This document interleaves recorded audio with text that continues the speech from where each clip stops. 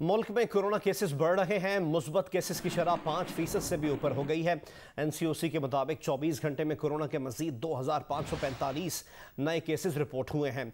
गुज़िश्ता रोज 48,910 test किए गए। मजीद 47 अफराद इंतकाल कर गए।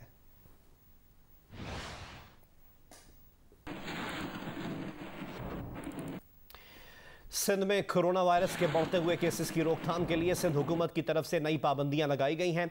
आज से रेस्टोरेंट्स के अंदर खाना बंद है। बसें 50% मुसाफिरों के साथ चलेंगी। सिनेमा हॉल्स भी बंद कर दिए गए हैं। कल से साहिल समंदर, पार्क और वाटर पार्क जाने पर पाबंदी होगी। हफ्ते से पहली से 8वीं जमात तक के स्कूल्स भी बंद हैं। 9वीं और 10वीं जमात के इम्तहानात शेड्यूल के मुताबिक होंगे। पाबंदियों पर अमल दरामद हो रहा है या नहीं, तफसीलात बताएंगे नुमाइंदा जियो न्यूज़ कमर अली। जी, कोरोना वायरस के बढ़ते हुए केसेस के पेश नज़र महकमा दाखिला सिंध की जानिब से नई पाबंदियों का नोटिफिकेशन जारी किया गया है, जिसके तहत आज से जो है पब्लिक ट्रांसपोर्ट में 50% मुसाफिरों के साथ पब्लिक ट्रांसपोर्ट चलाया जाएगा। शादी हाल जो है वो मुकम्मल तौर पर बंद होंगे।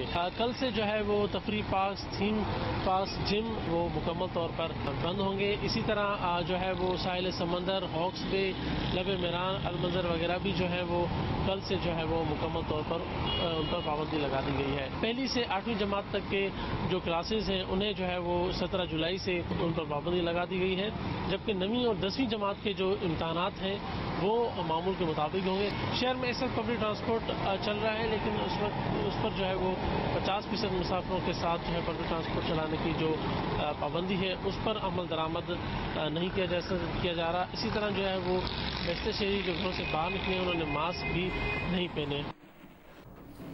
ओगरा ने 1 लीटर पेट्रोल 11.5 रुपये महंगा करने की समरी पेट्रोलियम डिवीजन को भिजवा दी है। 1 लीटर हाई स्पीड डीजल की कीमत में 2 रुपये 40 पैसे, 1 लीटर लाइट डीजल की कीमत में 1 रुपये 40 पैसे, जबकि 1 लीटर मट्टी के तेल में 1.5 रुपये इजाफे की तजवीज़ दी गई है। कीमतों में इजाफे का हतमी फैसला वज़ीर आज़म की मुशावरत से होगा।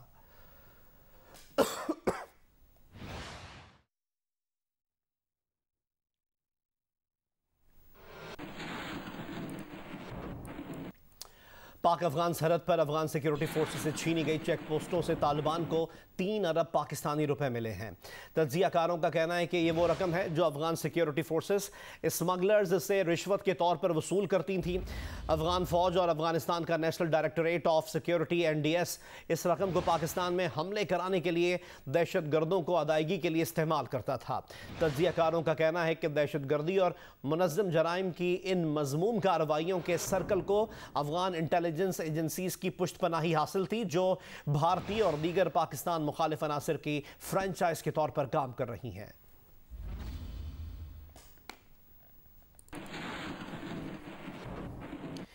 वज़ीर इत्तलात फवाद चौधरी ने कहा है कि पाकिस्तान अफगानिस्तान के मसले पर खुसूसी कॉन्फ्रेंस की मेज़बानी कर रहा है। तफसीलात जल्द सामने लाई जाएंगी। वज़ीर आज़म इमरान खान उज़्बेकिस्तान में जनूब और वस्त एशियाई मुल्कों की कॉन्फ्रेंस में शिरकत के लिए आज 2 रोज़ा दौरे पर ताशकंद पहुँचेंगे। कॉन्फ्रेंस में अफगान सदर अशरफ गनी भी शिरकत कर रहे हैं। कराची में 4 रोज से पानी का शदीद तरीन बहरान है। बिजली के ब्रेक डाउन के बायस बैक प्रेशर हुआ और शहर को पानी फराहम करने वाली 10 में से 3 लाइनें फट गईं। 90 करोड़ गैलन पानी कम मिलने से शहर के मुतादिद इलाके बुरी तरह मुतासर हुए हैं। कराची की सिचुएशन के मुतालिक हमें आगाह करेंगे नुमाइंदा जियो न्यूज़ सुलेमान सादत खान। दरियाए रावी में पानी की सतह बुलंद होने से करीबी देहात के मकीनों ने नकल मकानी शुरू कर दी है। जानवरों को भी महफूज मकामात पर मुंतकिल करना शुरू कर दिया गया है। तफसीलात इस रिपोर्ट में दिखाते हैं आपको। दरियाए रावी में पानी की आमद में इजाफा। पाकिस्तान डिजास्टर मैनेजमेंट अथॉरिटी के मुताबिक गुज़िश्ता 24 घंटों में दरियाए रावी में 36,000 क्यूसिक पानी की आमद हुई, जबकि 36,000 क्यूसिक पानी का अखराज हुआ। पानी की आमद में मुसलसल इजाफे और सतह बुलंद होने की वजह से सुंदर के करीबी देहातों के मकीनों ने नकल मकानी का सिलसिला शुरू कर दिया है, जबकि जानवरों को भी महफूज मकाम पर मुंतकिल किया जा रहा है। जिला इंतजामिया के मुताबिक मोहनवाल, खुदपुर, खान की झुग्गियाँ, नानू डोगर और फैजपुर के इलाके भी सैलाबी रेले से मुतासर हुए हैं और सैकड़ों एकड़ पर खड़ी फसलों को नुकसान पहुँचा है। जिला इंतजामिया ने हिफाजती इक़दाम शुरू कर दिए हैं और PDMA के साथ हंगामी इमदाद के लिए तैयारियां शुरू कर दी हैं। मुशीर दाखिला एहतसाब मिर्जा शहजाद अकबर ने कहा है कि रावलपिंडी रिंग रोड मंसूबे के हवाले से एंटी करप्शन पंजाब को किसी बेनामी या डायरेक्ट ट्रांजैक्शन में गुलाम सरवर खान या जुल्फी बुखारी के खिलाफ हरगिज़ कोई सबूत नहीं मिला। खुल के आपको बता देता हूँ, अगर आपका इशारा जुल्फी बुखारी साहब या सरवर खान साहब की तरफ है जो कि बड़ा नाम उछाला भी जा रहा था, तो हरगिज़ कोई ऐसा सबूत किसी बेनामी ट्रांजैक्शन में या डायरेक्ट ट्रांजैक्शन में एंटी करप्शन को अपनी तहकीकात में नहीं मिला। नैब अपनी जुरिस्डिक्शन के अंदर कोई भी इन्वेस्टिगेशन किसी भी मामले की कर सकती है, उसके ऊपर कोई कदगन नहीं लगाई जा सकती। जहाँ तक इस इंक्वायरी का और वो जो आप डिप्टी कमिश्नर की रिपोर्ट का जिक्र कर रहे हैं, वो बेसिकली इख्तलाफी नोट तो ज़रूर था और उस इख्तलाफी नोट के ऊपर उनको एंटी करप्शन की तरफ से बुलाया भी गया और उनसे सुना भी गया, लेकिन वो नोट सिर्फ नोट की हद तक था, उसको साबित करने के लिए कोई डॉक्यूमेंट्री प्रूफ नहीं था। साबिक सदर ममनून हुसैन तवील अदालत के बाद कराची में इंतकाल कर गए। उनकी नमाज जनाजा और तदफीन आज कराची में होगी। हमें रिपोर्ट करेंगे नुमाइंदा जियो न्यूज़ का कामरान रजी। साबिक सदर ममनून हुसैन अदालत के बाइस कराची में इंतकाल कर गए। उनके बेटे अरसलान ममनून के मुताबिक वो सरतान के मर्ज में मुब्तला थे और 2 हफ्तों से कराची के निजी अस्पताल में जेर इलाज थे। ममनून हुसैन का शुमार मुस्लिम लीग नून के सीनियर रहनुमाओं में होता था। वो 1999 में सिंध के गवर्नर भी रहे, जबकि 2013 से 2018 तक सदर मुमलिकत रहे। ममनून हुसैन 23 दिसंबर 1940 को हिंदुस्तान के शहर आगरा में पैदा हुए। उनका खानदान 1947 में हिजरत करके पाकिस्तान आया। ममनून हुसैन ने जामिया कराची से ग्रेजुएशन और institute of business administration Karachi से मास्टर्स किया। 60 की दहाई में कराची में कारोबार का आगाज किया और बाद में सियासत में आ गए। ममनून हुसैन की उम्र 81 बरस थी और उन्होंने सोगवारों में बेवा और 3 बेटे छोड़े हैं। ममनून हुसैन की नमाज जनाजा और तदफीन आज कराची में अदा की जाएगी। कामरान रजी, जियो न्यूज़, कराची। मुशीर दाखिला एहतसाब मिर्जा शहजाद अकबर ने कहा है कि कोरोना वैक्सीन दरामद करने जैसे मामलात वज़ीर आज़म खुद देखते हैं। उनसे किसी ने रब्ता नहीं किया कि हम वैक्सीन मंगवाना चाह रहे हैं और उसमें नैब रुकावट बन रहा है। मज़ीद कहा कि अगर कायदे और कानून के मुताबिक चलेंगे तो नैब से मसला नहीं होगा।